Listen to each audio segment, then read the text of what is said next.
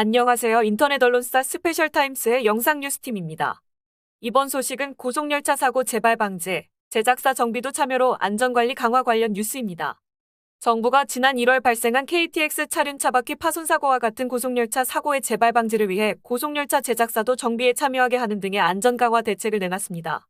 국토교통부는 철도기술연구원, 교통연구원, 철도공단 등 관계기관 및 전문가 등 48명으로 전담 조직을 구성, 이 같은 내용의 고속열차 안전관리 및 신속대응 방안을 수립했다고 7일 밝혔습니다. 국토부는 운영사인 철도공사 및 SR과 협력해 관련 조치를 올해 안으로 적용한다는 방침입니다. 대책에 따라 현재의 초음파 탐상 장비를 입체 탐상 장비로 교체하는 등 정비 효율성을 강화합니다. 이는 초음파 탐상 장비는 일방향 탐상만 가능해 균열 등을 탐지하는데 사각지대가 존재한다는 지적에 따른 것입니다. 또 지금까지는 차량 정비에 따른 판단 결과만 철도공사 시스템 KOVIS에 등록하고 판단의 근거 기록 사진 영상 등은 등록하지 않아 판단 결과의 적정성을 사후에 확인하기 어려웠으나 앞으로는 판단 결과 외에도 검사 사진, 데이터 로그 파일 등 원자료를 철도공사 시스템 KOVIS에 등록하도록 의무화합니다. 차륜의 초음파 탐상 주기를 차량의 일반 검수 주기 30만에 맞춰 단축하기로 했습니다. 현재 차륜의 초음파 탐상 주기 45만 는 차량의 전반을 정비하는 일반 검수 주기 30만가 달라 효율적인 정비가 어려웠습니다. 아울러 현재 열차 정비는 운영사인 철도공사의 직접 정비 구조로 제작사와 운영사 간 정비 노하우 공유가 어려웠지만 앞으로 최신 고속 차량 EMU-320 정비에 제작사도 참여하게 됩니다. 내년 12월 최초 납품될 EMU-320은 향후 주력 고속열차로 활용될 예정입니다. SR은 제작사 일괄 정비 계약을 체결하고 철도공사는 제작사와 기술협업 부품 유지보수 계약을 통해 제작사가 품질 보증 방식으로 참여하는 방안을 검토 중입니다. 국토부는 정비 주체가 차량의 안전을 최종적으로 책임진다는 원칙하에 사고 유형별 제작사, 운영사 간 책임 분담 기준도 연구 용역을 통해 마련할 계획입니다. 차량 제작 기준도 선진화한다.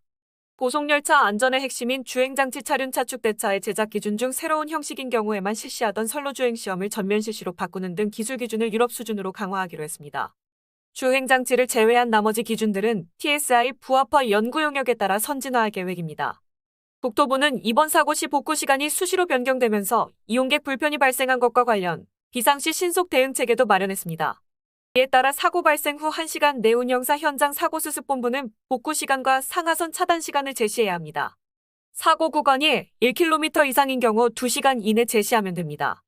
이로부터 1시간 내관제 운영사 합동 대응팀이 우회 여부와 운유 열차 등을 결정하며 이 정보는 즉시 이용객에게 안내됩니다.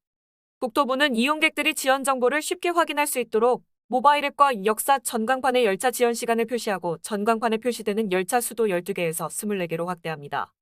승차권 구매자에게는 승차 예정 열차의 실시간 위치 정보를 제공하는 방안도 보안 문제 등을 검토해 추진할 방침입니다. 한편 지난 1월 5일 오전 11시 53분경 경부고속선 대전 김천구미역 사이에서 열차 운행 중 차륜 파손과 차축 이탈 사고가 발생해 7명이 다치고 열차가 최대 4시간가량 지연됐습니다.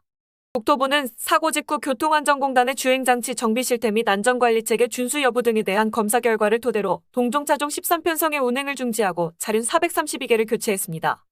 임종일 국토부 철도안전정책관은 이번 사고처럼 주행 중 고속열차 차륜이 파손되는 사고는 상당히 이례적 사고라며 대형 사고 유발 가능성이 있기 때문에 면밀한 분석을 통해 안전관리 대책을 마련했다고 밝혔다.